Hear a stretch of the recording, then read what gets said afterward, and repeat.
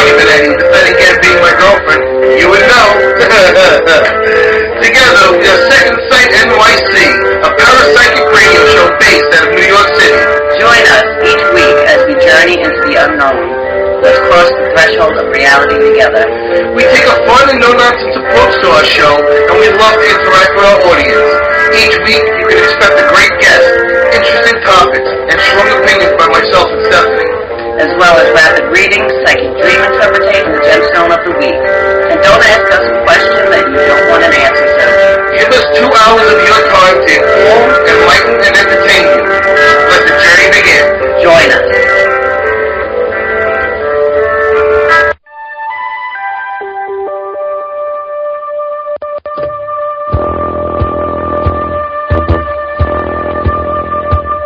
Tune in to UFO Undercover, Wednesdays at 8 p.m. Eastern, with your host, Joe Montaldo, right here on the Paranormal Radio Network.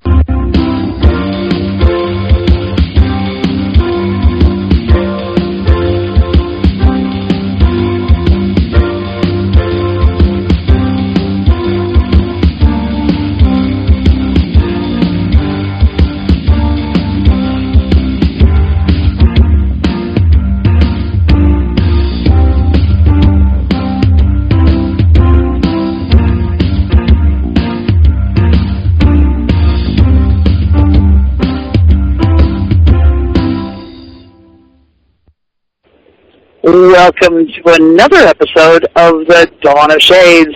I'm your host, Gia Scott, and today is December 10th, 2011, and this is episode 537. The Dawn of Shades tries to bring to the audience the stories that don't get to make the mainstream news in a way that the big networks would never present them, in the words of real people and real conversations. Join us each Tuesday as we bring you another conversation with information and insight that you'll never find elsewhere. Forget hard-hitting journalism. Listen to people talk the way they really do, in a casual conversation about the things they do. We hit a variety of topics and always consider audience input in our programs, whether it's a series or a single program. You can always find out what's going on and who's on when by simply going to our web, www.exogenynetwork.com, and scrolling down the page. You can also find out what's going on with our sister program, The Voice of the People, hosted by Greg Miller. And tonight he will be following the program since we're doing a special program on a Saturday instead of our normal Tuesday. Now, if you want even more information and more of a connection, you can also find me on Google+, Facebook, Twitter, and I even blog prolifically on a wide variety of topics, including cooking, camping, cycling, and on occasion, even politics. Links to all of that can be found on our website. Now, for tonight's program, there are a number of ways to listen and participate in the conversation, and probably the easiest is through our virtual auditorium on PalTalk. You can find out how to join in there on our website, www.exogenynetwork.com. For those of you who want to avoid downloading anything and just want to listen and occasionally ask a question, you have a number of venues open, and you can get more information on the website. Email is the most direct way to put in a question, and I do monitor my email. Just send that email off to giascott@exogenynetwork.com, and I'll get your question asked. Even if it comes in long after the program's over, I'll still do my best for you. You can also call in on our studio number during the program, but keep in mind that is only during the live program. That number is 504-273-7379. Once again, that number is 504-273-7379. Now, at the same time, I wish to apologize to the listening audience for the postponement of this program from its originally scheduled night on December 6th. I had to have a little bit of dental work done that day that left me not only in pain but unable to speak clearly in time for the show.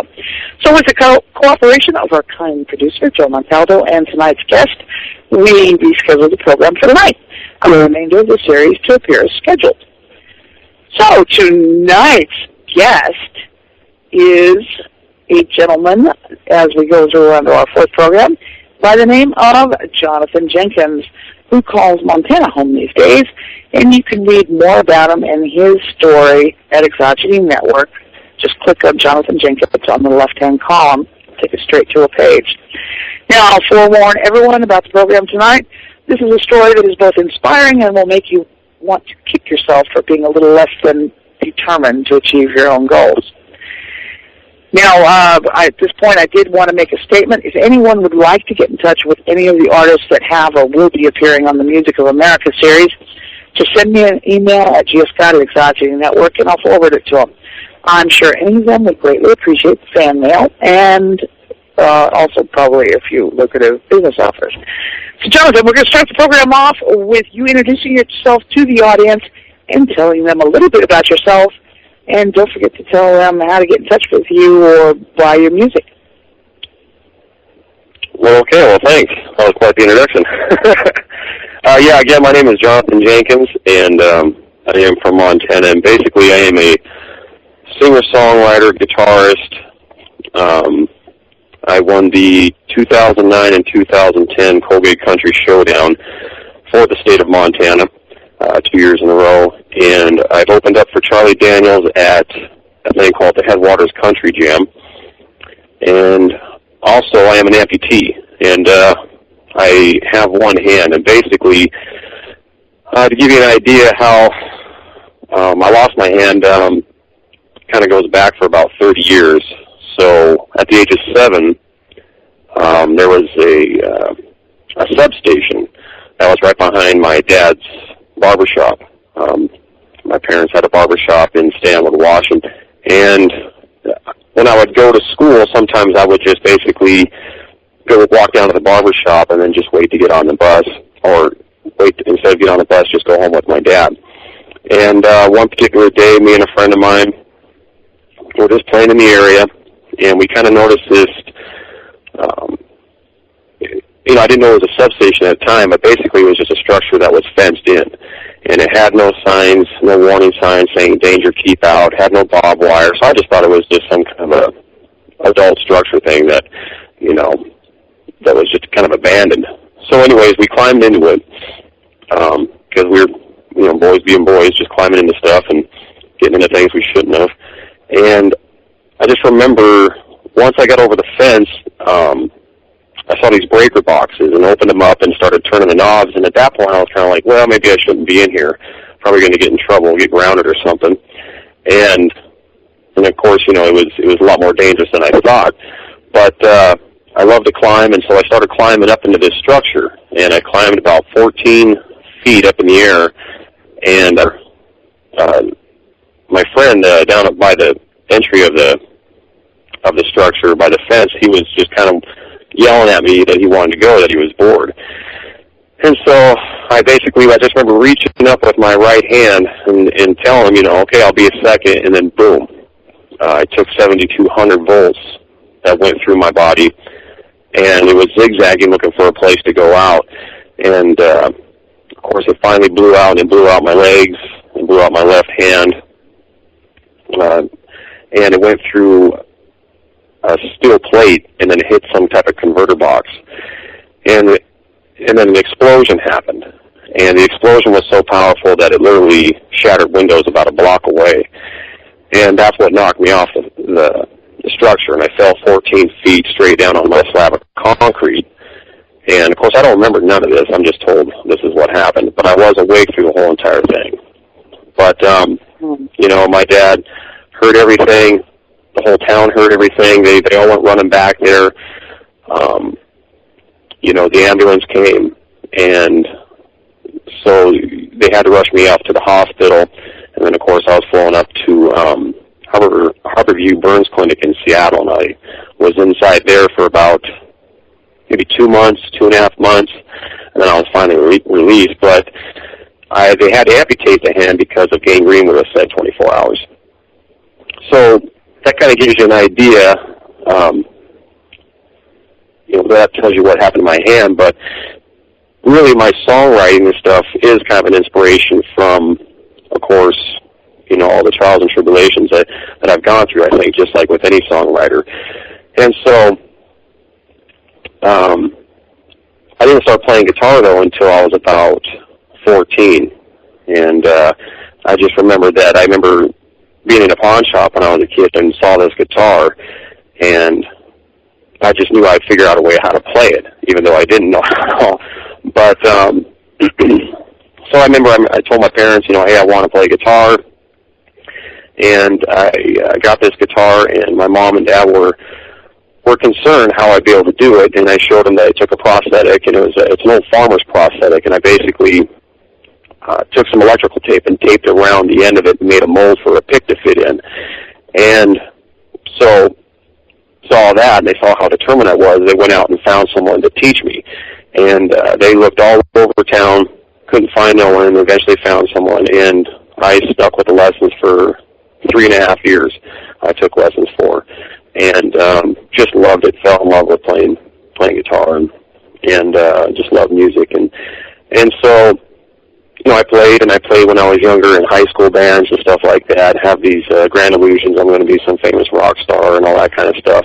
And but then I actually took about a 10-year layoff from music, and I didn't pick up a guitar or nothing, and just kind of went through a dark time in my life. And so basically my dad bought me a guitar for my birthday one year, just a cheap guitar. And it seemed like I could play better than I ever did. And I was also able to write songs, because I've never sang before or anything. So it just went from there. I just started getting even more inspired to write more songs and play even better. And of course, then I met my wife, and at the time I was a closet player, and I was huge stage fright and stuff like that. So, but she encouraged me to do a thing called the Colgate Country Showdown, which is now the Texaco Country Showdown. But I immediately rejected the idea because I didn't know anything about country. I was basically, my influence ranged from Stevie Ray Vaughan and Eric Clapton and Ozzy Osbourne. And so I thought, no, I'm not going to do that, you know. And then so another year went by, and they happened to have another audition for it, because they do it each year. And well, let's just go down and take a listen and see what the competition's like, and then I'll get an idea from there. So once I got down there, I figured, well, it ain't so bad, you know, so maybe I'll get up there and do it. And so there was about 200 people that tried out for it in the local mall here, and I was extremely nervous, and I figured, well, you know, I'll just do a song, because I basically found out you have to do originals if you want to have a pretty good shot at it. And I had a song that I wrote called Redemption, about a gunslinger. It's basically, if you just imagine a Clint Eastwood movie, you know, The Unforgiven or Josie Wells or something like that. That's kind of the inspiration of the song. And so I get up there, extremely nervous, and played the song, and thought it went okay and everything. But how it works is that basically everybody tries out, and then they pick 25 people to go out to the big show, and then that's how it progresses. And so they stopped me immediately after I got done singing a song, and they asked me if I wrote that song all by myself, and I just said, yeah, I wrote the song, and they just immediately were like, wow, that is a beautiful song, we love the song. And so I was really thought, wow, you know, maybe I have a better shot at this than I thought. And so a few days go by. Right here at this point, Jonathan, because we're going to get the producer to play the song Redemption, and so the audience can actually hear it. So, sure. Mr. Producer Man, if you can, take us away. I hope he's there paying attention. You never know.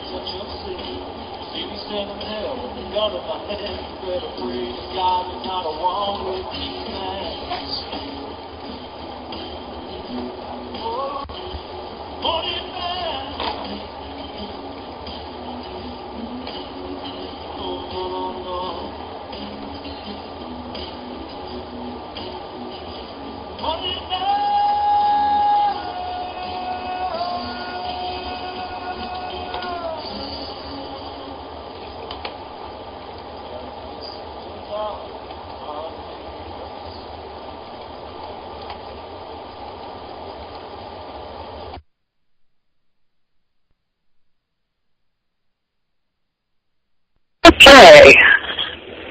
I think we're back where we were before. So, this was a song that started you on your road through the first the Colgate Country Challenge. Is that what it was called? The Colgate Country Showdown. Yeah, and yeah. Yep, and that's basically because I figured that it has a Western feel to it, and and it's also a song about, I think,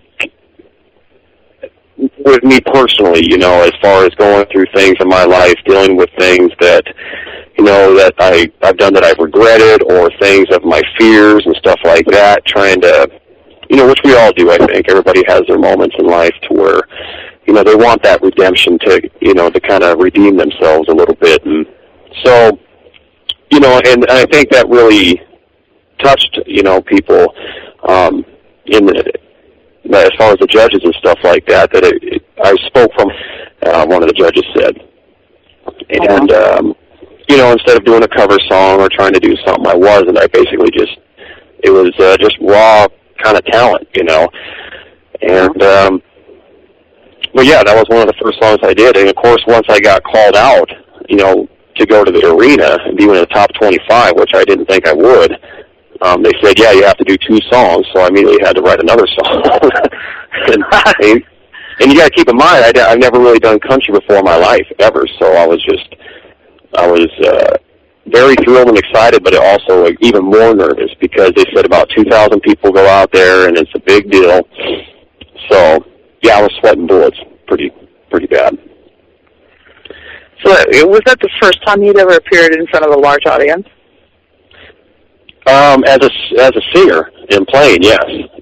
When I was younger, when I was 17 years old, I tried out for it was a summer experience thing for musicians. Basically, it was like a summer camp, but you had to pay for it, you had to try out for it, and they toured Europe. And there was like 5 bands going, so I tried out for this band called Liberty, and as a lead guitarist. So I wasn't singing or anything, and it's a whole different beast when you're up there with a band, and you have other people with you. You know, you just feel a lot more comfortable. You know, you have that kind of security blanket. You got allies, you know, and you're war against the audience in a way. Yeah, I understand what you're talking about. Yeah, so when you're by yourself, and it's just you singing and playing guitar, you know, because not only are you just thinking about the chords, but you're also trying to think to yourself, do not forget the words, and there's a lot to go with it, so that's very nerve-wracking. Has it ever happened when you've been performing that you have forgotten the words? Oh, yeah. On that song right there. I mean, you know, that's one of my earliest songs, and there's just been many times to where you just draw a blank, and the thing is, you just keep going.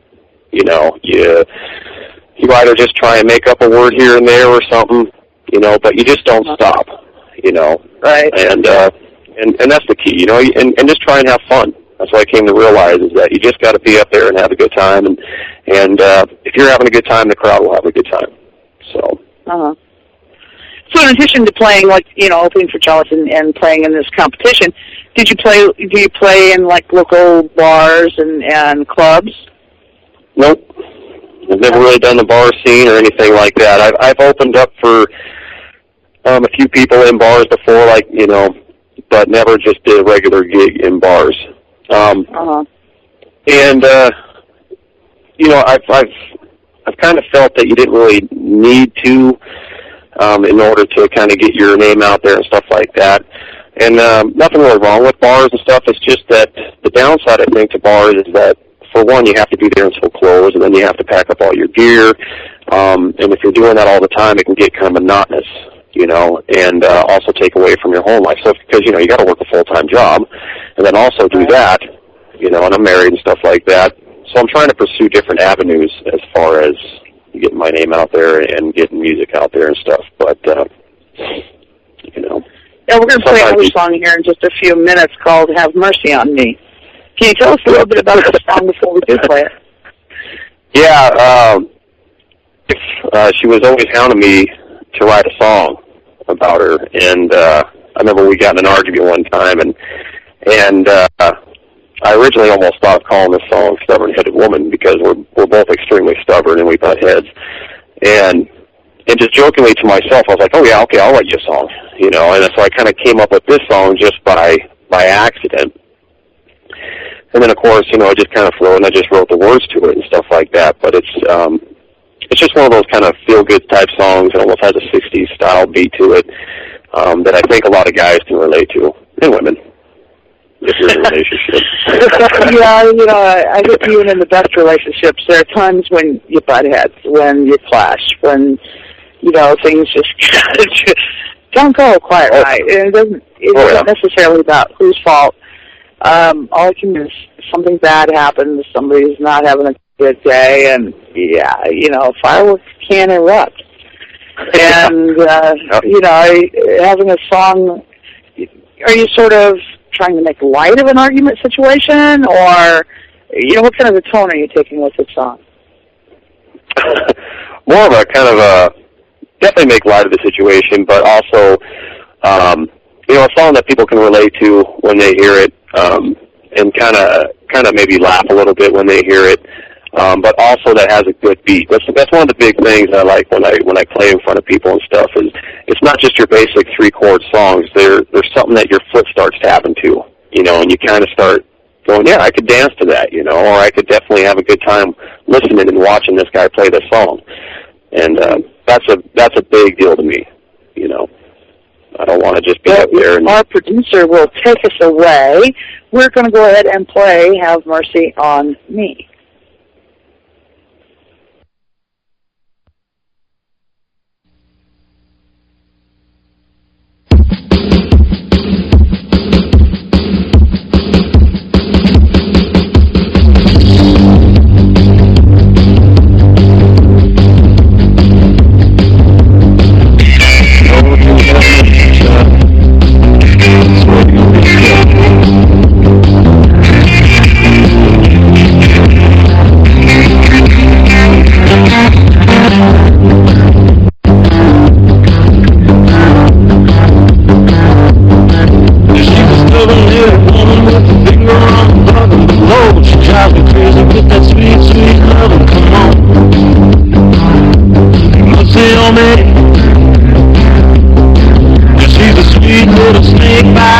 to strike. She has a fury of the devil. It's Saturday night. Well, come on.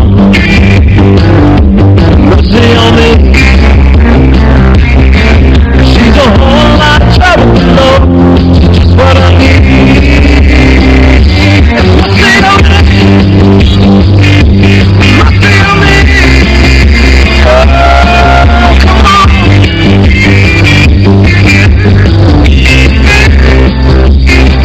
She's a handful of fire, doubled up with the tide. She can make a grown man jump higher and higher. Come on. Mercy on me. She's an angel with a little bit of poison inside. Just you with the feeling that you just can't deny. Oh, pray for me, come on. She's a whole lot of trouble below. That's what I need. Mercy on me. Mercy on me.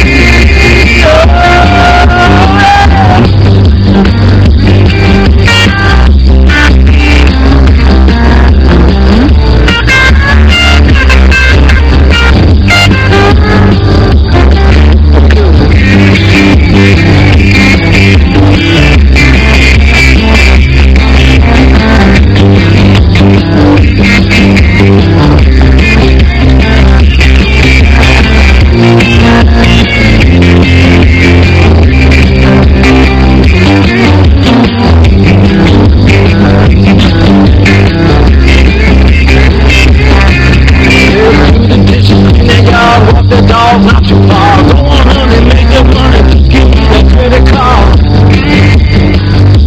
Mercy on me. Yeah. She's a whole lot of trouble below. That's what I need.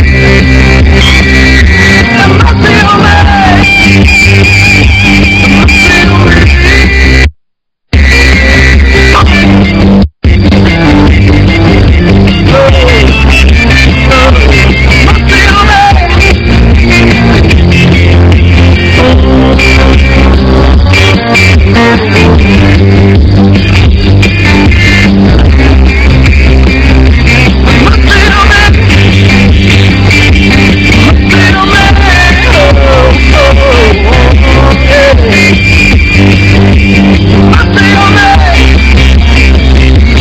Mercy on me.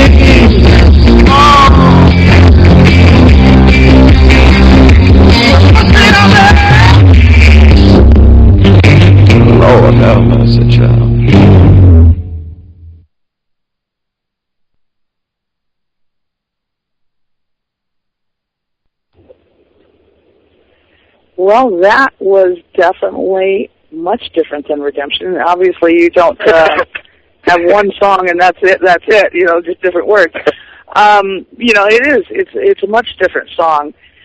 Mm-hmm.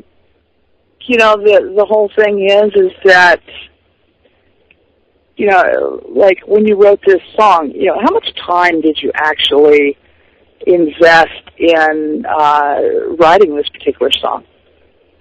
Well, that's just it. I wanted to definitely mention that everything that you know people hear and stuff is I do that in my room, and that includes the drums, the bass, the rhythm guitar, the lead guitar, the vocals, keyboards, anything. And it just seems to be a lot easier that way because I just have a little $500 16-track recorder. You know, and a keyboard for drums and keyboards and a drum machine. It's not like I have an actual drum set or anything. You know, so but kind of when something comes to me, I just kind of get a rhythm going to it, and some things work and some things don't. You know, but I'm also huge on not sounding the same. With each song, where they kind of just start sounding all the same strums, all the same dynamics of the song. And that's kind of important to me. You know, some of that stuff even gets extremely rocky. You know, like ZZ Top met country, or even Ozzy Osbourne met country. But I just, if it feels good to me and it sounds good and I'm just feeling it at that moment, then that's what I like. You know, and I've definitely come to find out that you can't please everyone. You just kind of have to ultimately do what you want to do. You know, in the end. Yeah, but I think in general, your music, I mean, not that I've heard an incredible long list of your different songs, but the thing is that, you're illustrating that you have a lot of versatility, especially considering that you're doing all the parts, the singing, the guitar, drum machine or not. You still have to determine what kind of beat you're going to have in the background. All right, it's not you have a drummer that says, "Oh, this would sound good with that." You don't, so you do have a lot of versatility, and it gives you a lot of control too. It does. Do you work with other musicians on occasion, or like when you go play, do you play by yourself? Well, sometimes I play with other people, and sometimes I just go up and kind of do a one-man show.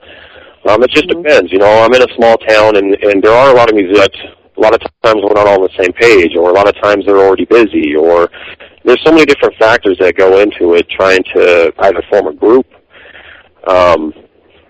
because you can have great musicians together, but if you're not all on the same page, it just doesn't work. And, and that's just it. There's a lot of my songs to where I'm just thinking to myself, man, if I just had a drummer, or if I just had another rhythm guitarist or a backup singer, or even a female to sing this song, There's so many, variations that come to your head, but a lot of times it just doesn't work out that way. But yeah, when it comes down to laying down the drum tracks and everything, you have to figure out where to push the fill button, and, where should this go, and to me, I'm always changing my songs, it seems like, because I'm always thinking, okay, yeah, I should improve that here, or I should do better here, or maybe too much was done on this part and I should bring some off, and, but that's just it. You can, I'm kind of a perfectionist, so I can almost drive myself mad. Yeah, and sometimes that can be a problem, too. I remember when I was an art student many, many moons ago, I was told that my best work was when I was in a hurry and I didn't have time to overcorrect myself. Yeah. So, there's a flip side to being a perfectionist. You can overdo it, overtool it, and then it may not be as good as something that's a little more spontaneous and loose. I guess that's why, this whole program is done kind of spontaneous and loose, no rehearsed questions, very little formality, and we just kind of roll with it. We're going to play 5 songs tonight during the program, for people who are just tuned in. We played Redemption at the beginning of the show, and we just played Have Mercy on Me. And at the break, we're going to play another one called Perfect Love Song. Now, in terms of where you've been with your music, where would you like to go with it? Where would I like to go with my music? Yeah. Well, I think I've never had these illusions that I'm going to be some famous, rock star or country star or something like that.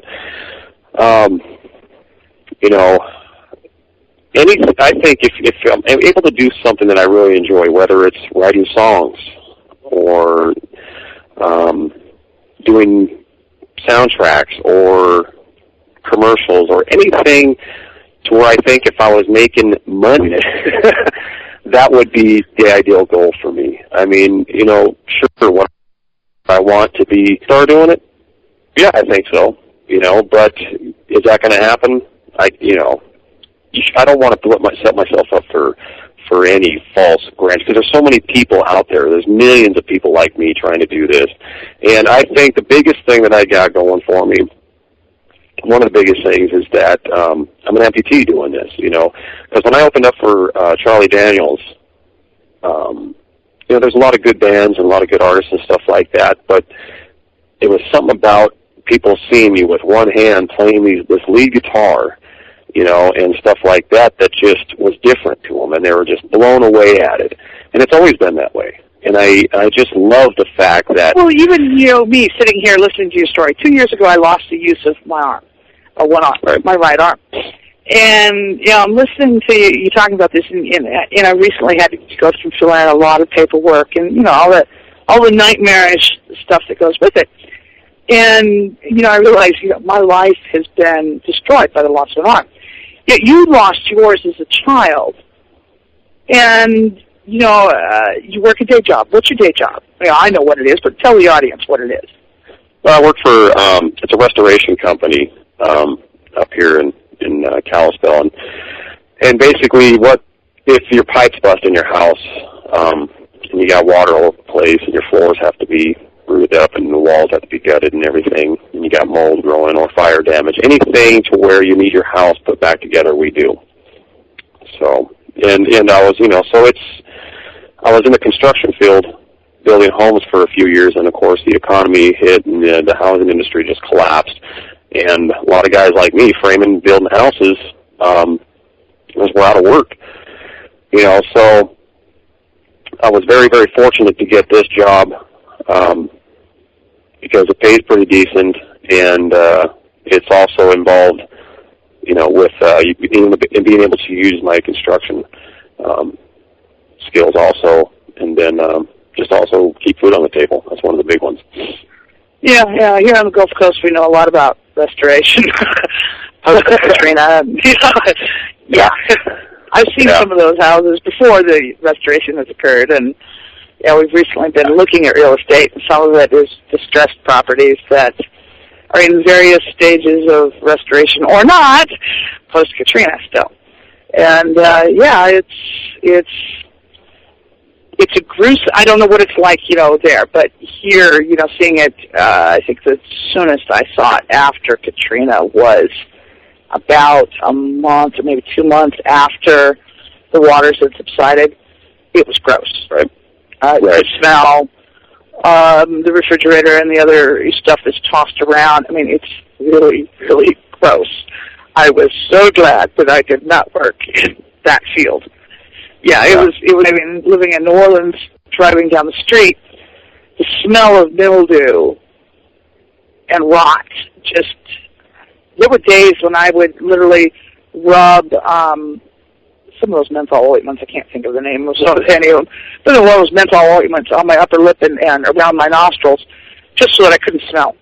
Because I couldn't stand the smell anymore. It was making me want to ralph.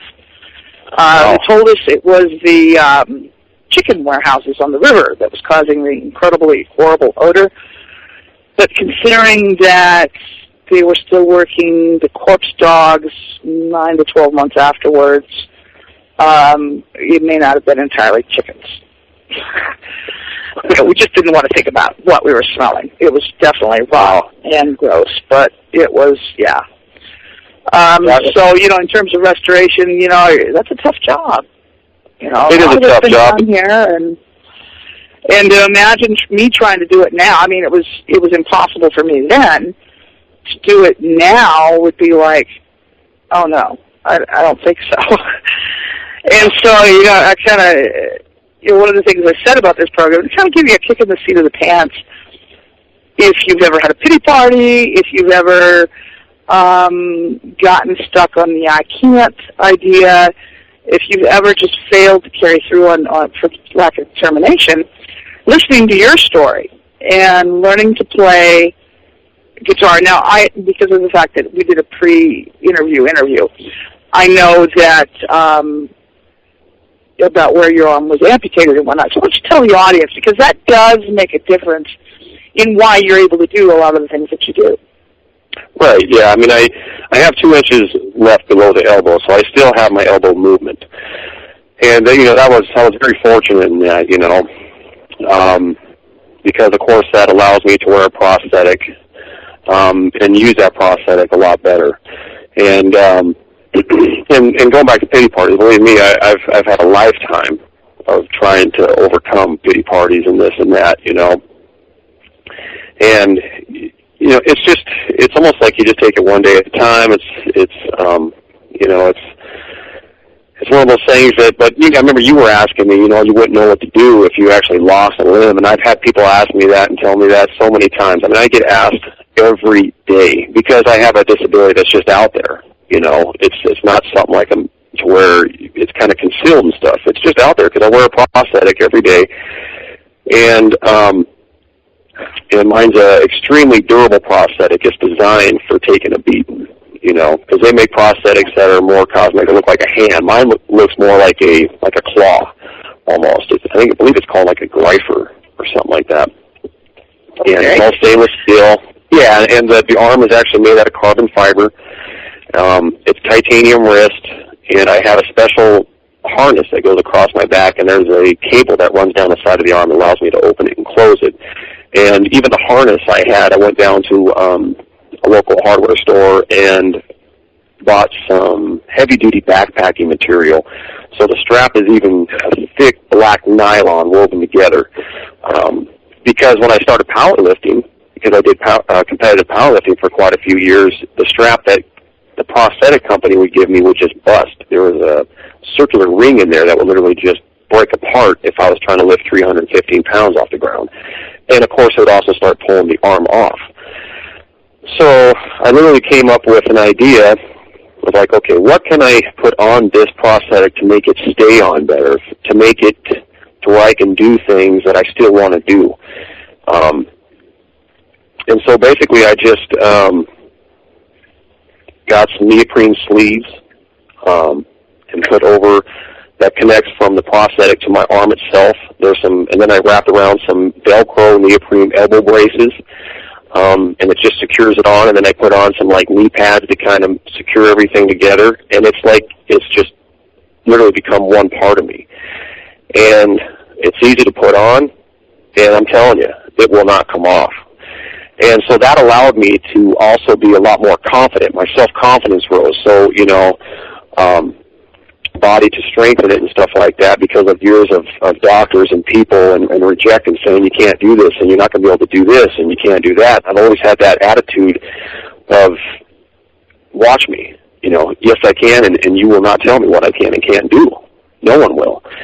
And so I've always had that defiant kind of spirit. And I've always kind of thought, okay, there's a way for me to do this. I just got to figure out a different way. From playing guitar to being able to take the prosthetic and put a pick in there and tape a mold. So if a pick breaks, I can pull one out and put it right back in. Be able to lift the weights and stuff. I designed a strap that allows me to go around the bar and hook to my actual arm itself and not the prosthetic to pull up 400, 500, 600 pounds, to do lat pull downs, to do bent over rows, to do all these movements to build my body up and strengthen it. So yeah, I mean, that's where I think when you said, I don't think I would know what to do if I lost a limb. I think something inside people just tells you have to go on. It's either you do it or you sit and do nothing and life just passes you by and you live in a world of misery. And I wasn't about to do that, absolutely not. So yeah, and I know that in my life I've had to make some adjustments. I've always been a big fan of ironstone cookware, or dishes, rather. Right. Well, that wasn't working. They were just too heavy. To try and get them in and out of the cupboard was like not working for me. I went to Corelle dishware, which is much, much lighter. And I've always been a cook, and I enjoyed gourmet cooking. Now, a lot of it I can't do like I did before. I cannot do the incredible quantities to do. And in fact, I was a professional cook for a while. So, the chopping and cutting and slicing and dicing and all that, the stirring and kneading and whatnot, I physically cannot do anymore. So I've learned ways around it. Get somebody to help you with slicing and dicing and chopping and the stirring and, all that kind of stuff. But like when you go to roll out dough, this was like a really, really big one. Okay, how am I going to conquer this? Rolling pins are designed for two-handed use. But I used to use a nylon rolling pin rolling out tortillas that was just a cylinder. Well, I went looking for one, and I discovered nobody sells it. So I dragged Greg down to the local Lowe's or Home Depot or whichever one, and we looked for the fattest dowel that they had, and we bought it. We came home. I had half-sheet baking sheets. I cut one to to fit the long way and one to fit the short way, and then I roll the dough out in this pan. It's easier to get to the sink and clean up the mess. In addition, nothing goes anywhere. I don't have to chase anything. I'm not losing things, but I can roll this one-handed. Yep. And so you do have to get creative. Learn to use the mixer more. I don't need my hand anymore. I do have to admit that. There's something about kneading. For me, it was very therapeutic because anytime I was mad at somebody, I could make bread. And as you were doing this kneading, that was their head. Very therapeutic. I didn't hurt anybody, and I got it all out. Now it's come up with something new. Yeah, exactly. But and one of my exercises to keep strength up was using a big giant rubber band thing like a slingshot. And I said, "That's the therapist. I said, can I use it regularly?" She's like, "Sure." So I have an excuse to play with a slingshot. Now I used to be lethal with a shot. I could hit something at 50 yards without any problem. That's not true anymore, but someday I'll be good at it again, right? Maybe you just had practice. Yeah, there's plenty of acorns. The live oaks have produced a bumper crop of acorns this year. I'll be able to practice until I'm blue in the face or my arm falls off. I'm not sure. But anyhow, you do learn, that's for me is a great excuse to be very childish because, letting our inner child come out and play is supposed to be good for us, and my inner child is always ready to play. Yeah. So, in terms of, you're adapting, it sounds like, you became quite inventive in terms of your prosthetic and adapting it. Now, when you're dealing with people, having been through a severe car accident and left my face kind of mangled and stuff, and I went through a long period of time while that was healing, discovered that when you're disfigured, people tend to stare, and then when they realize they're staring, they look away, and then you can't get their attention at all. You become invisible. Do you encounter that type of a situation yourself? Oh, yeah. Well, yeah, I really, but I think, I've had 30 years of practice at it, and, it was extremely tough at first, because when I lost it as a child, so I had to go back to school. And then, of course, dealing with kids, it was just gladiator school. And there was no holds barred or anything held back as far as comments or kids being making comments, And I used to get beat up a lot, get into fights a lot, called every name in the book, spit on, rejected hardcore, never picked for any of the sports, this and that. But I always just knew, that I was better than that. And sure, I had my days to where, I just couldn't take it anymore and this and that, and I would curse God and be just full of anger.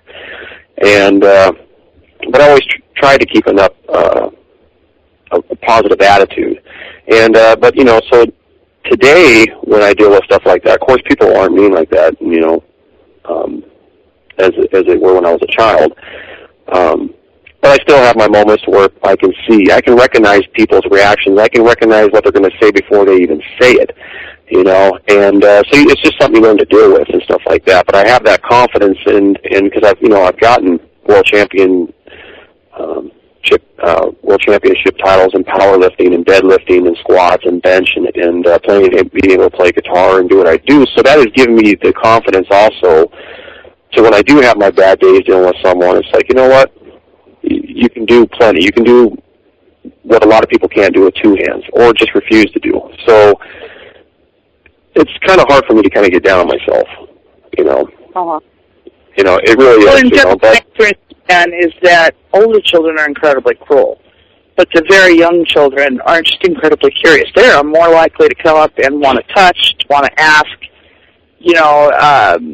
questions and whatnot. They're much more open about curiosity.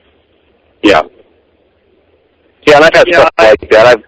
I've literally had little kids come right up and just grab my arm and be like, "Wow, what is that?" And they're extremely curious. And I've been called the Terminator, by kids, and just they're extremely fascinated. And every once in a while, you get kids that shy away and hide behind their parents and stuff. But that's life. That's expected. It's just I had to learn. Behind their parents, even when you don't have anything wrong with you. Yeah. Well, I've had to learn to deal with it, and learn I learned basically that, you know what, I would be asking and having the same thoughts and curiosities if I was looking at someone with a missing limb or a disability, you know. So once of that, it became a lot easier for me, you know, a lot more comfortable. Because, in the past, you would never catch me up on stage playing. No way in a million years, because I just did not want people to think I was some freak. But it's all even now, you know, you sound entirely comfortable in talking about being an amputee, and that it did make you perhaps a little more determined and a little more creative in solving problems. Are you actually comfortable with it, or does it still somewhat bother you? Oh, no. I'm pretty comfortable with it, you know. I think there's always going to be my days of where it's like, you know, I wish I had two hands. Not really necessarily I wish, or because I'm extremely comfortable having one hand. I think it definitely makes me very unique, you know, and having it for 30 years, it's all I know. You know, I remember people have asked me if you could have a hand transplanted back on you, would you do it? And I wouldn't do it because I'm so used to having one hand and doing everything with one hand. It's all I know. But so as far as you're encountered with things like can openers and pepper grinders. Oh shoot! Either I'll use the stump itself, or else I'll just use an automatic can opener. Or pepper grinders. See, that's just it. There's the prosthetic I can use, and sometimes I'm just lazy, you know, and I'll just use a pepper shaker or something like that. But there's literally nothing that I can or cannot do. I think the smallest things is what irritates me the most. Just the smallest little silliest things that you take for granted that you kind of find yourself getting a little irritated with. But like I said, the most irritating thing has been not being able to sit in an easy chair or lay in bed and read because I can't hold a book. I have not figured out how to master. I can do it at a table, but I can't do it, you know, without that table surface to pin the book down to. And that's probably one of the, you know, phone was easy, just, you know, convert using a headset. Not a problem. Most phones, even home phones, like the cordless, they've got a jack where you can plug in a headset, and that's what I use. But using the book or magazine, because I've always been a big reader, it's like, whoa, this one really bothers me. You know, is there any particular thing that as an abductee it really bothers you that you can't do, or that you have trouble doing it? Well, I was thinking about that, you know, and I would say, like, it's almost more, I get more concerned about the other people who are thinking that, like, they're uncomfortable, that I'm uncomfortable or something, and it's not the case. So let's say I'm at a buffet line, and most people have one hand to hold the plate, the other hand is to dish up the stuff. Well, I usually put my plate down kind of next to, on the table where all the stuff is sitting, you know, but sometimes it isn't room. But when you have a disability, you just got to do like if you were at the house or something. You just move the dish out of the way or something like that. And the only thing that kind of gets a little uncomfortable at times, and I mean just a little, is almost because I know exactly what everybody's thinking. Can he do this? Can he do, oh my gosh, is he okay? This and that. And inside I'm just going, hey, you know what? I'm fine. Just leave me alone. Yada, yada. It's not because, you know, I just do it. I have to figure it out. But that's for a brief moment, and then I just go on about it. But those are the type of things that I think that I will deal with for the rest of my life, because it's a natural thing for people to react that way.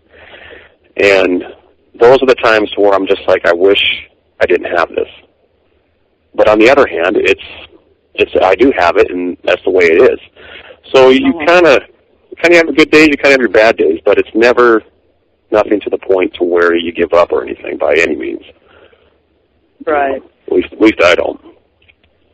Well, yeah, you know, giving up is an unacceptable alternative. Yeah, I'm still, you know, I've learned to do a lot of things, going fishing and whatnot. I can do, but I can't alone. Somebody's got to come along to tote and carry. Right. And that still irritates me because I was always extremely independent. I did so many things all by myself. Crisscross the country, gone camping on long camping trips, fishing trips, everything, you know, with nobody but the dog. And My dog is lousy at fetching. Right? That's exactly why. She's good at many things, but fetch, you throw something, she looks at you, you throw it, you go pick it up. But on that note, it is time for us to go to a break. Now, on the break, we're going to play Perfect Love Song, folks, so do enjoy that. And stay tuned while we're away. Check out our website at www.exogeny Network. Send us an email and tell us what you think. With that, we'll be back with more Jonathan Check-ins in just a few minutes.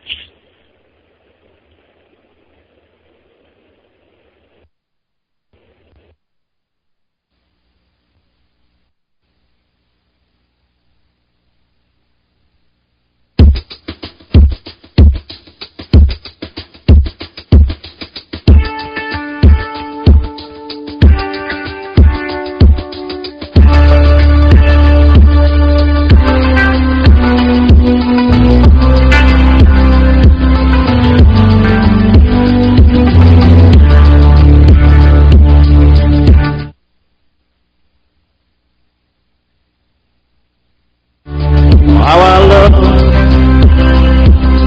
singing a love song.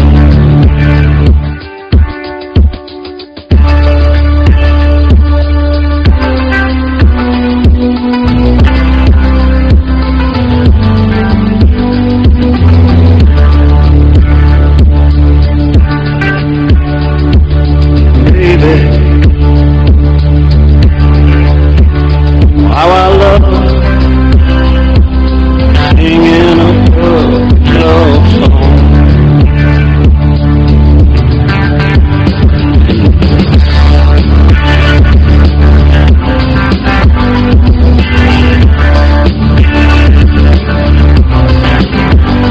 It's your kiss, it's a perfect love song. It's your touch, melody all night long. Little baby, how I love singing a perfect love song.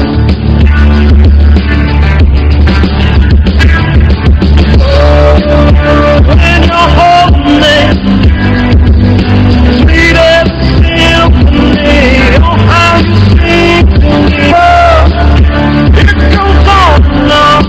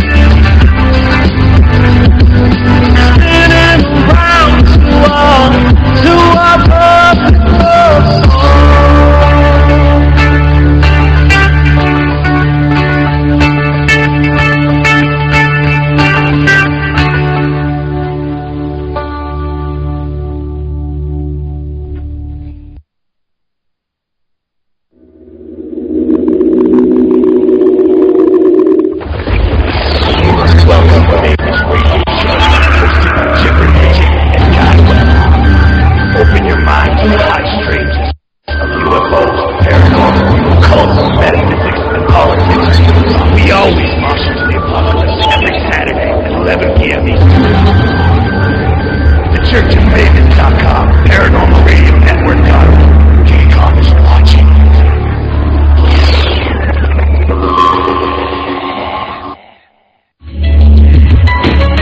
Hi, this is Rob Simone, and I want to tell you about my brand new show here on the Paranormal Radio Network. Each week, I bring you the most interesting people on the planet, the most in-depth discussions, and the most controversial issues. We go where no talk show dares to go. Join me every week for the Rob Simone Talk Show here on the UFO Paranormal Radio Network.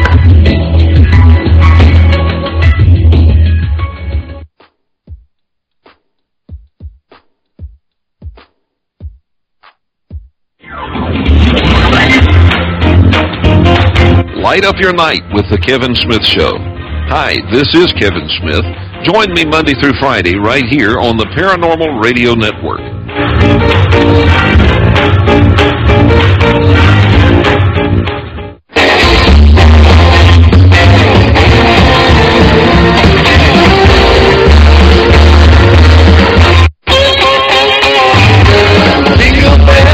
Jingle bell, jingle all the way. Oh, what fun it is to ride in a 57 Chevrolet. Jingle bell, jingle, jingle, jingle all the way. Oh, what fun it is to ride in a one-horse open sleigh. Dashing through the snow in a one-horse open sleigh.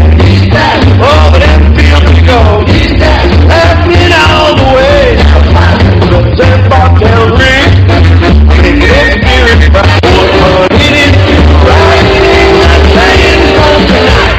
Oh, jingle bell, jingle, jingle, jingle all the way. Oh, what fun it is to ride with that Chevrolet. Jingle bell, jingle, jingle, jingle all the way. Oh, what fun it is to ride with one horse open sleigh.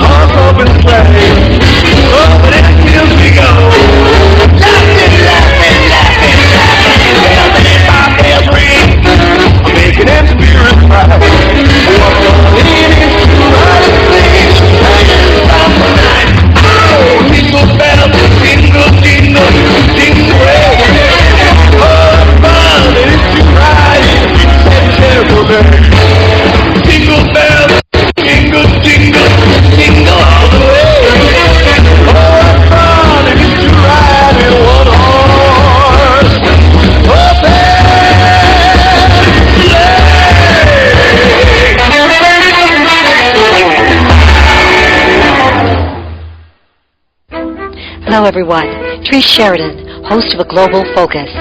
Come join us each Friday evening at A Global Focus's new time, 9 to 11 p.m. Eastern. Come join the discussion.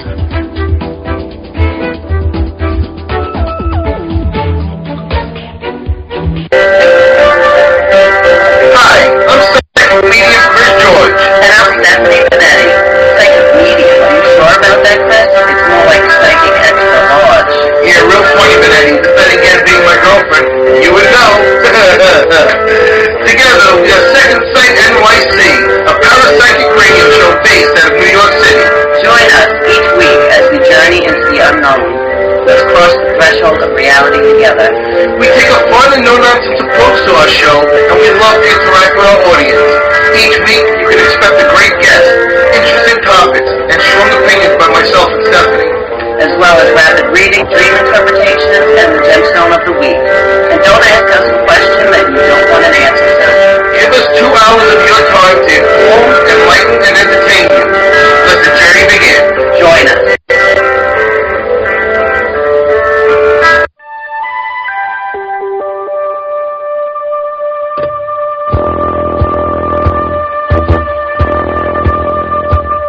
Tune in to UFO Undercover, Wednesdays at 8 p.m. Eastern, with your host, Joe Montaldo, right here on the Paranormal Radio Network.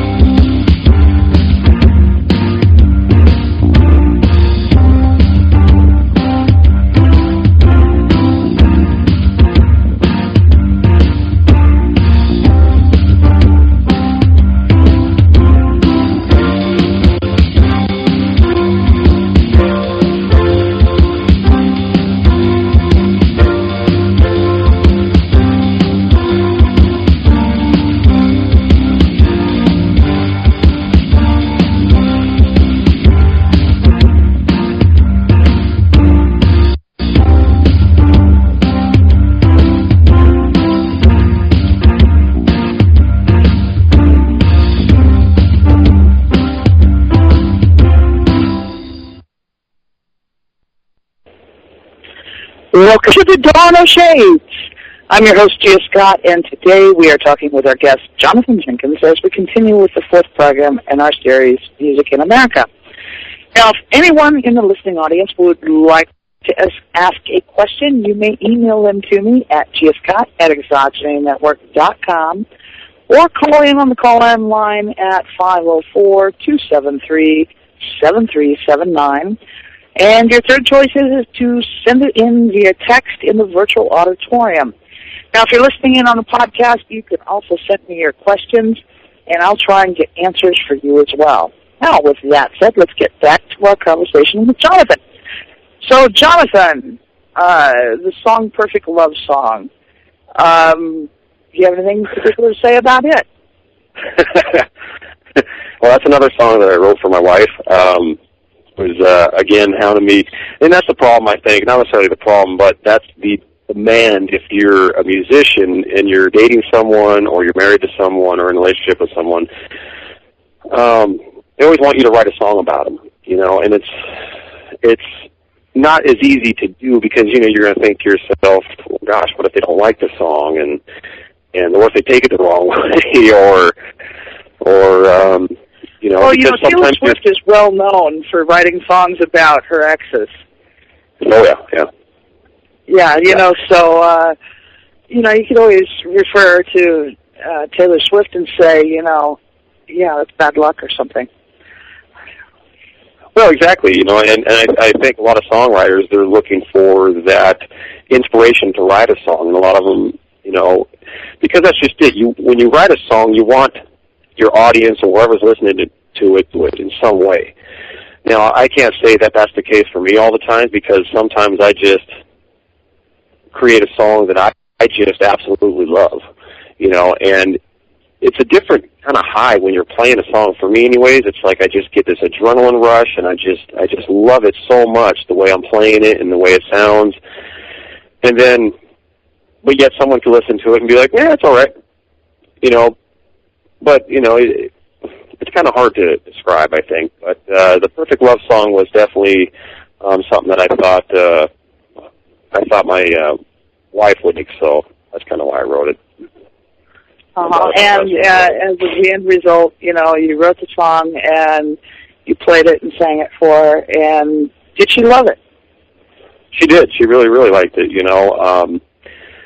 And, you know, and I figured, you know, I thought it'd be kind of a good take on words, a little twist to basically make a song that kind of described a relationship as a song, you know. And that's kind of how I just felt at the moment. And but yeah, she definitely loved it. And we actually used it as our song to dance to at our wedding, as our wedding song. So yeah, I thought it was pretty special. Now, do you know, in writing songs for your wife and whatnot, did you have an experience ever where it wasn't liked? It wasn't what? Was not liked. It was, you know, they didn't like it at all. No, no. Usually, I'll keep those to myself. Oh well, you know, there's also we've all heard them. Unfortunately, some of the titles are not G-rated, so I can't say them on here. Here's songs about, you might say, less than positive moments in life. There's songs that are lewd and crude. There's songs that are just incredibly rude. Right. You know, in all your songwriting, have you written any songs that would fall in any of those categories versus the kind of song that we normally would hear being played or sang, you know, in a public forum? Yeah, yes, I have. I mean, I try and stay away from as far as, you know, obviously I'm not going to play something like that live at a show or something like that unless, you know, because you have to think about, okay, the type of show you're doing and the type of music you're doing. Let's say I'm doing a blues show. Well, obviously I'm going to be doing blues songs and stuff to get that type of audience to listen.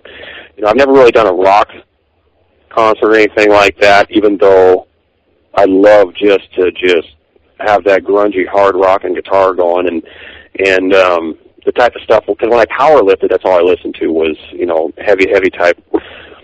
But, you know, I was thinking to myself, I remember when Justin Timberlake came out with a song that was on Saturday Night Live, and people just loved it, you know. And it was foul and crude and stuff like that.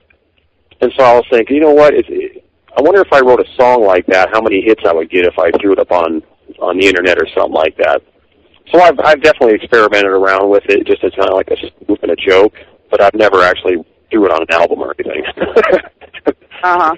Well, you know, I know that I don't have one currently, but I used to have a playlist specifically labeled Rude and Crude, and there were songs for when I was really just not necessarily in a good mood. And occasionally I would set up a playlist out of those particular songs that were to drive home the point that there was somebody that I wasn't very happy with.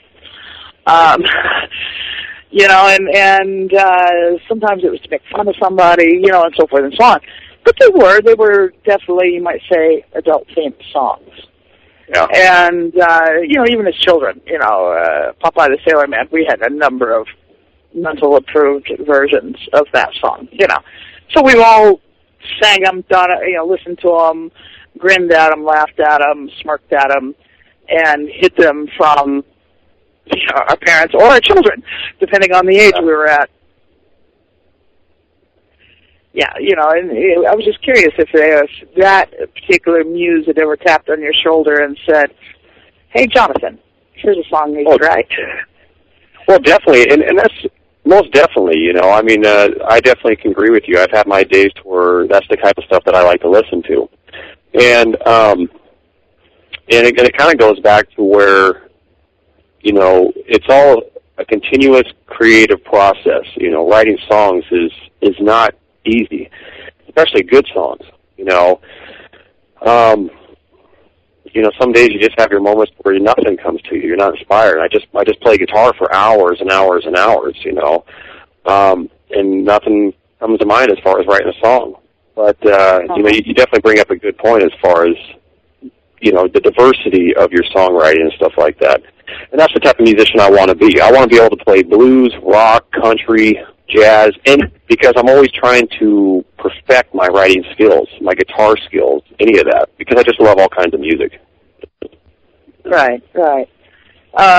You know, and have you ever expanded beyond the guitar? I mean, have you tried instruments such as the mandolin or the banjo or any of the others? I haven't. You know, anything that comes with using your fingers for picking, obviously, you know, that's one thing I definitely can say I cannot do. Because I just don't have them. Right. But you know, I mean, that's one thing that I always wish I could, you know, because to me, there's nothing like hearing someone get on acoustic guitar or classical guitar and just that soothing finger-picking type style that is nice and soft and just soothing to when you listen to someone play it live. And, you know, I can get close to certain things, but you know, but like stringed instruments, mostly bass, guitar is my number one love. You know, but I've never actually tried like violin or anything like that. Not saying that I couldn't do it, I definitely will not say that I don't do it because I can't. I've just never tried. Uh-huh. Well, I have to admit that I've never played banjo or 12-string guitar. 6 strings was pushing it with me. I kind of like the fat strings and the 4 strings on the bass guitar, but I never really played it much. And in other instruments, I wasn't particularly gifted either. In fact, I can remember my brother coaxing me to play his trumpet and then staring at me with this expression of absolute admiration at the horrendous sound that came out of it. And he said, I can't do that. As far as playing it, no. I was a musical disaster. Yeah, I may come from a musical family, but no, it skipped me. That just wasn't my forte, I guess. I tell everybody my music is in the spoken word, and we'll leave it at that. Yeah. I can appreciate music, but making it was not exactly my thing. Yeah, I've always had. So, all the challenges that you've met in terms of learning to play the guitar originally, and coping with life as an amputee, and learning to not only do everyday things, but actually go past where most people go. Because most people never become powerlifters, never write a song, never get up in front of the public and play and sing a song that they've written. Those are things that put you above the masses. Right. But what other kinds of challenges do you anticipate still jumping over? Well, and that's hard to say because it's really just whatever comes my way. I mean,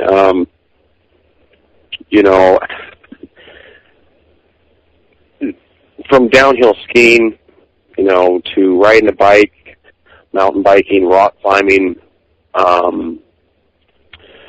swimming. I always used to have a joke. I remember a friend of mine, he asked me, he's like, hey, we're going up to the lake, you want to go? And I was like, can't. And he kind of looked at me like, oh, yeah. And I was like, yeah, I just swim in circles, He just kind of looked at me like, oh, my gosh. And I was like, no, I'm kidding. So I definitely make light of the situation. I don't want anybody ever to feel uncomfortable around me. And even my coworkers, when I first started, I remember saying, I was like, hey, you know what, don't be worried about me. If there's something I can't do, I need your help, I'll just ask for it. But... the swimming thing is another thing. I just discovered this past summer that I can no longer swim, that I sink like a rock. And all of a sudden that made me that much... I'm not crazy about the water. Years of living in the desert, the water's suspicious to me anyhow. But I'd always been a good swimmer. I could swim a long ways. I wasn't a fast swimmer or anything. I just swim a long time, without giving in. And to discover that I couldn't even tread water it scared me. I'll be honest, it scared me. I live in a very watery part of the country, too. A lot of activities occur in the water. In my case, it inspired me to go buy a much better life jacket. Can you actually swim? Oh, yeah. A lot of times I'll use my thing about me that, because I don't like it when, I don't want people to think that, I'm just some guy that's invincible to anything anymore as far as issues with my arm. Another thing that is a huge pet peeve of mine is going around in public without my prosthetic arm on. And it's weird because when I was a kid, I couldn't stand wearing a prosthetic. Right? Uh-huh. And they were uncomfortable. I thought it looked awkward. But as I got older, it's like almost I feel naked. It's like I feel like I'm missing my hand if I don't have that prosthetic on because it really helps me throughout the day and also just my confidence. It makes me feel complete. But it just kind of goes back to the thing of we all have our pet peeves or our insecurities. That's one of mine, most definitely. Yeah, and we do. I was actually surprised because I really didn't think being unable to use my arm would make me completely incapable of swimming, especially treading water. But okay, fat floats, right? I'm fat now. I'm not skinny. I should float. no, I sank like a rock. Yes, I was a little horrified. And so, it was something that I kind of went, wow, I didn't even realize I couldn't do that. Because I do sink like a rock. And in terms of, I know that from talking to you, you don't have children of your own, but I'm sure you've got nieces, nephews, friends, kids, and whatnot. One of the things that I found to be a huge challenge is I cannot easily pick up a child, especially an infant. Yeah, well, now, being a male, you're probably not expected to hold babies. Women are always expected to hold babies. I mean, if you're not a baby person, people look at you funny. But, do you have any problems in that? With what? No, you're actually getting a lot of feedback going on. I can't understand you. I think we're getting some echo. I'll try and talk a little bit slower. Okay. One of the things I've discovered is I have a hard time picking up small children and infants. Is that something that you've encountered having difficulty doing? No, I've never had a problem with that or anything.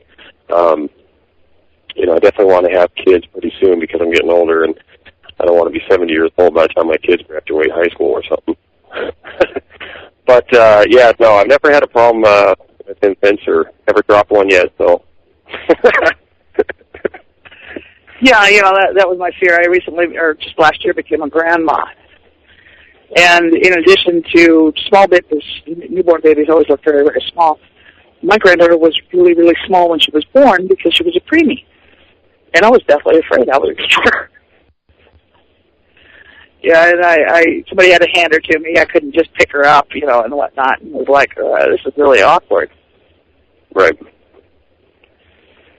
So I was curious if it was something that you'd encountered. Nope.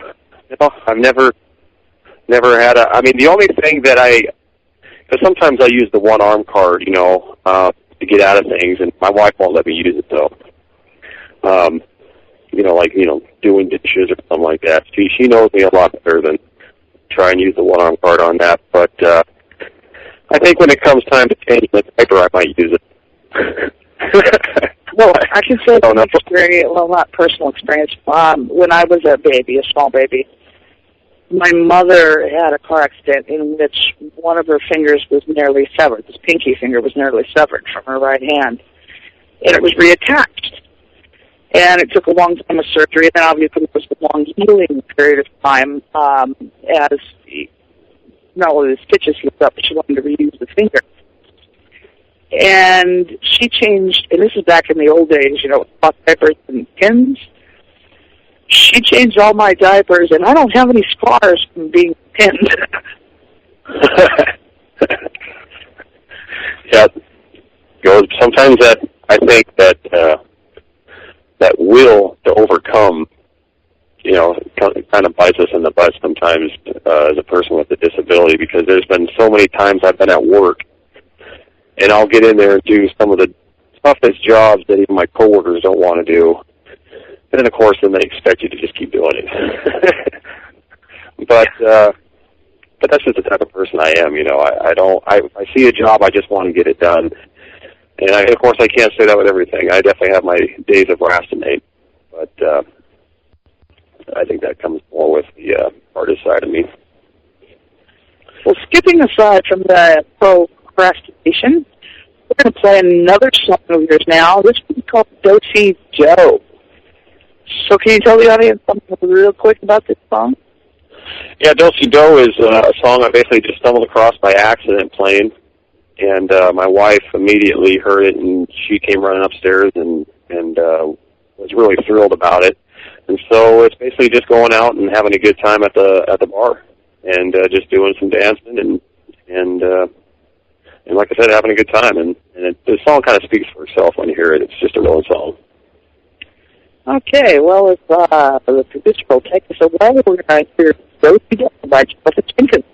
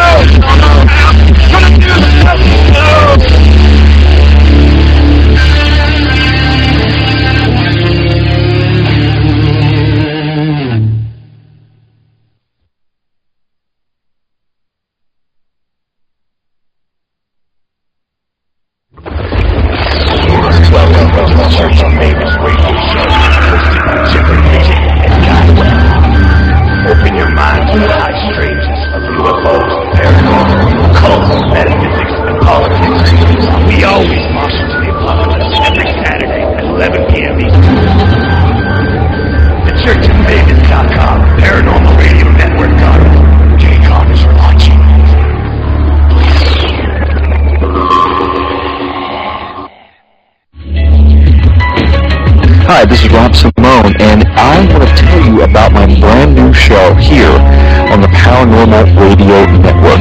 Each week, I bring you the most interesting people on the planet, the most in-depth discussions, and the most controversial issues. We go where no talk show dares to go. Join me every week for the Rob Simone Talk Show here on the UFO Paranormal Radio Network.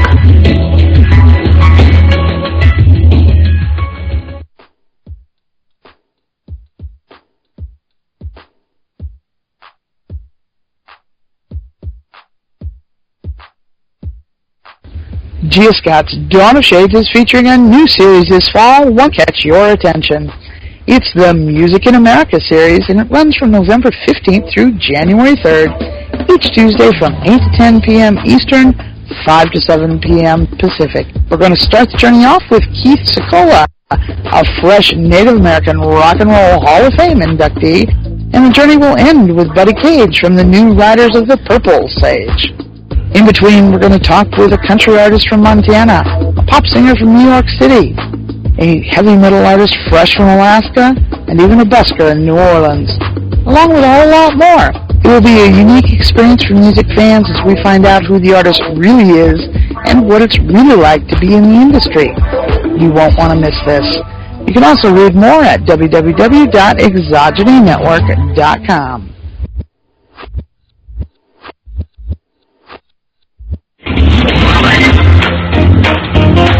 Light up your night with the Kevin Smith Show.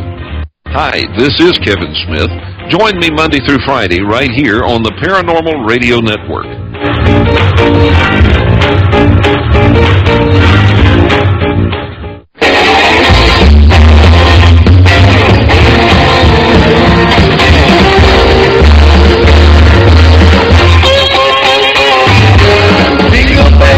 Jingle bell, jingle all the way. Oh, what fun it is to ride in a Chevrolet. Jingle bell, jingle, jingle all the way. Oh, what fun it is to ride in a one-horse sleigh. Dashing through the snow in a one-horse sleigh. Oh, but that feels to go, laughing all the way. That bobtail ring. It's right. What fun it is to ride in the train tonight. Jingle bells, jingle, jingle, jingle all the way. Oh, what fun it is to ride in that Chevrolet. Jingle bells, jingle, jingle, jingle all the way. Oh, what fun it is to ride in one of the sleigh.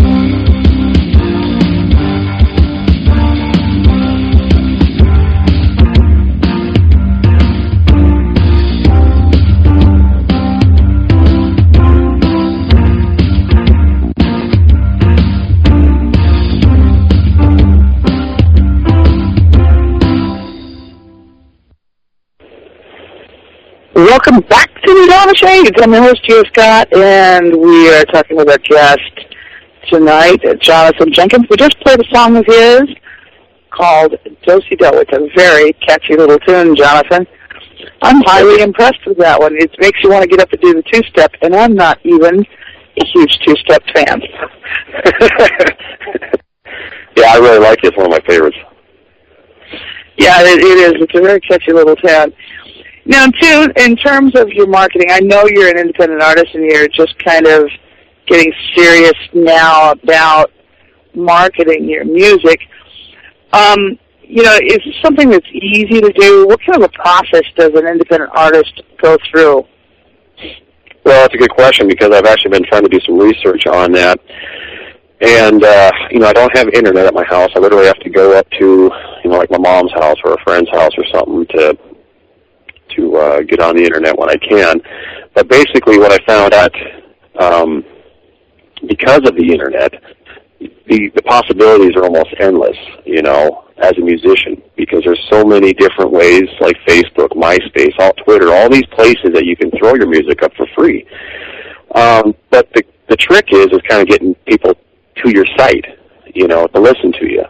And but I did a little research, and I'm going to try basically doing an email list, and that's basically to where you just try and get more and more people to subscribe to your website, to like your Facebook page, and also get linked up with iTunes.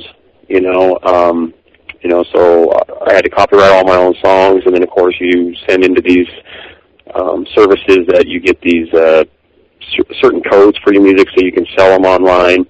And of course, there's many different avenues you can take where these companies actually send it to Amazon.com, Rhapsody, and yada yada, and they can take those routes as far as selling things. Now, have you produced an album yet? No, everything I've ever done is just literally out of my... Yeah, I mean, I do a song, and it's on my 16-track recorder, and then I burn it onto a CD, and then I do another one, and then do another one. And it's kind of a slow process and stuff, but it also costs quite a bit of money if you want to go to professional studio, and that's the big thing. When you're an independent artist and you're trying to just scrape by and you're struggling and stuff like that, it does make it tough. So you just do what you can with what you got. So have you sent a CD with your music off to various record companies as or to radio stations in terms of trying to get playtime or to see if they'll sign you or whatever? No, I haven't. I have not done that yet because I'd really like to get, we're working on getting some artwork done, for not only just a website itself, because I'm trying to actually just build my own website to where people can go to. That's not like Facebook, but I need artwork done for the cover, for a jacket or something like that. And then, of course, probably do a little bit of remastering with the songs, kind of make sure all the levels are all the same, the spacing is the same. But I definitely like the quality, kind of like what I do, because the advancements as far as recording tools that are out there, you can do a lot of this stuff right out of your home. And a lot of bands do that. It saves a lot of money. But, of course, when you're going to send it off to radio stations and record companies, you definitely want it to be at your best. And that's where kind of the next step I think we're kind of trying to head to. Yeah, when I listen to your music, I can't tell that it was not a professionally done recording. No, I'm not a professional musician, critic, or whatever. But, I've got a reasonably good ear, even though I am listening on... Okay, I'll admit it. I listen to it on my computer, and it's probably not got the best speakers in the world. So, on that level of audio, I can't perceive any difference. Right. Even with headphones on, which is better than the speakers, I'll admit, than on the typical laptop. Okay, but even with headphones, it still sounds. I mean, it's not like you're picking up a crying kid and the wife screaming in the background and the neighbor's barking dog. I mean, those things aren't there. Right. So, it does sound, it sounds pretty good to me, and like I said, Dosey Do is like, you want to get up and go dancing. I'm not even a fan of dancing. Yeah. Well, and that's I can't even remember the last time I went dancing. It's been a long time. Yeah. Well, that's what I want the music to do, and some songs are going to do that, some aren't. But that one is definitely kind of a opener or at a show. I mean, people just seem to love that song because, I do all my own leads and everything in it, and, I do it in all my songs, but for some reason that song just really people like. And that's good. Yeah, so hopefully that'll be my number one. It's a really good song. I'll admit that. That's a good song. So on your playlist of original songs that you have, how many songs do you have now? That are originals? Well, I'm trying to have at least about 14 for this one that I want to put on iTunes, but I got quite a few that, because that's just it, you write about, 20, 30 songs, and you try and pick the best ones that you can use. And they just kind of range, but I can tell you this, I definitely would like to have more, but sometimes it just doesn't work out that way. And I think when you're working by yourself, I tend to let my own worst enemy a lot of times, and I get to be too much of a perfectionist, and to where I should just be like, you know what, no, just write the song, just move along. But yeah, it's definitely a learning process as you go writing songs. It's not as easy as I thought it would be. Well, if it was easy, everybody would do it, right? Well, exactly. But that's just it, I just want something to where, because, let me put it this way, I can write 3-chord songs, that's just kind of strum the guitar, nothing against that, but I just want something like do-si-do, and a lot of these songs, because there's a few songs that you don't have on your air tonight that I was struggling with which ones to give you, because I personally just like them all, but Yeah, a lot of people are like, oh, well, how did you pick your artists? It must have been hard.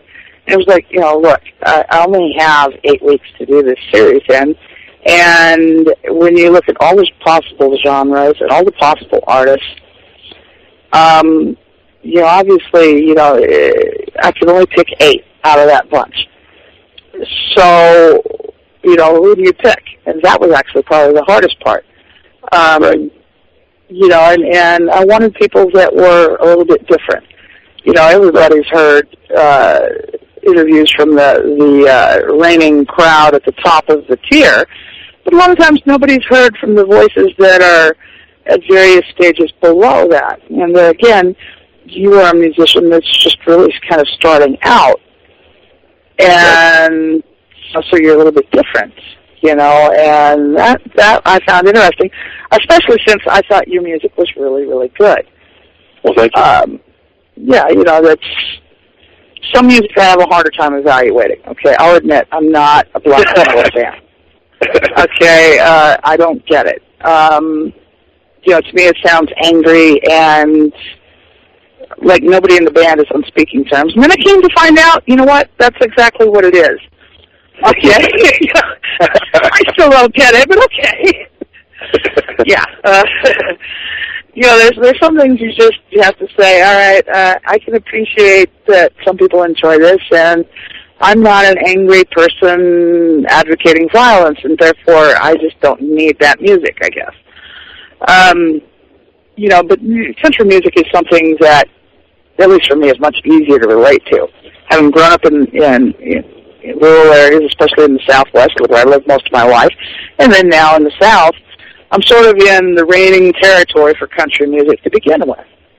Right. And, I've got a lot of country musicians, good, bad, indifferent. Some of them stood on the stage looking like they'd been spending the entire day sucking on a lemon and had the broomstick up their butt. But, they weren't as much fun as the ones who were really having fun with it. And it doesn't have anything to do with technical ability sometimes.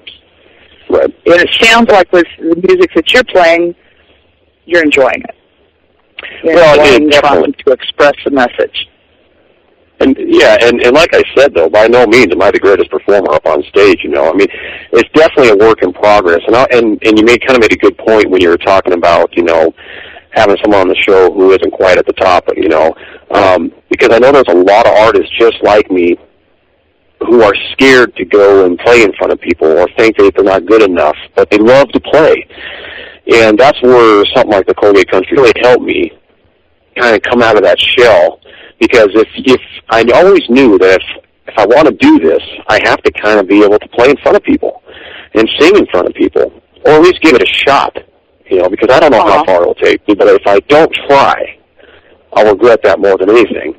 And so, get out there and enter local competitions or enter things online. That's another thing that we're, looking at online is singer-songwriter contests, And I really have to thank my wife for a lot of it, because she pushes me in so many different ways, you know, to, I think I wouldn't be even as far, I wouldn't even have done the showdown if it really wasn't for her, or my family encouraging me, you know, because of just the lack of confidence, you know, because that's funny, because on one hand, I'm full of confidence, and then on the other, I don't have any, you know, but I think that's life.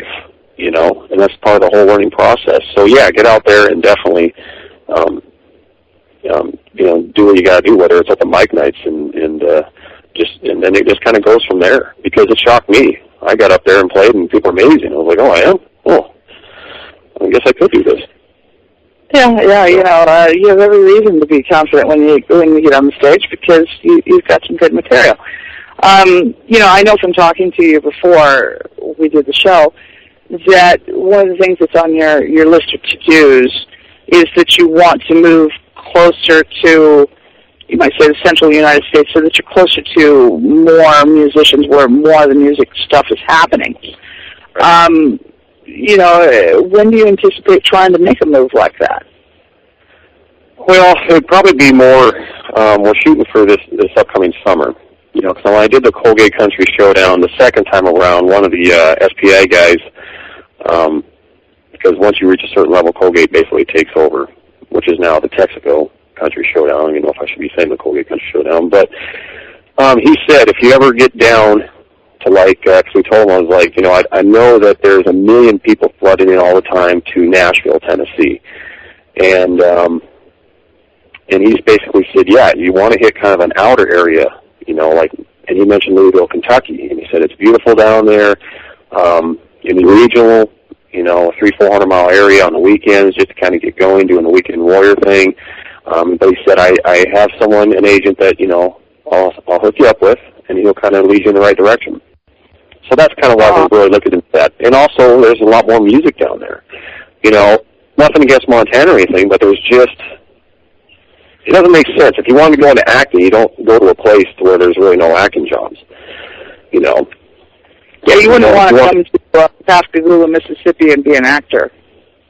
No, I mean, you want to go to where it's at, you know, and of course Nashville is where one of the biggest music meccas in the world, you know, so it just makes more sense, you know. Definitely go down there and give it a shot. Now, I do know, like in Alabama, Mississippi, probably Kentucky and other parts of Tennessee as well, there's a number of recording studios that have produced big-name artists and still produce big-name artists and have a regular bunch of songwriters that live all sorts of places, including, you know, Louisiana, Missouri, I mean, all over the place.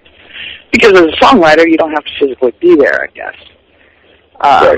So that, you know, maybe exploring an avenue such as that would be, you know, another way if you were more intent on pursuing the songwriting versus the performing.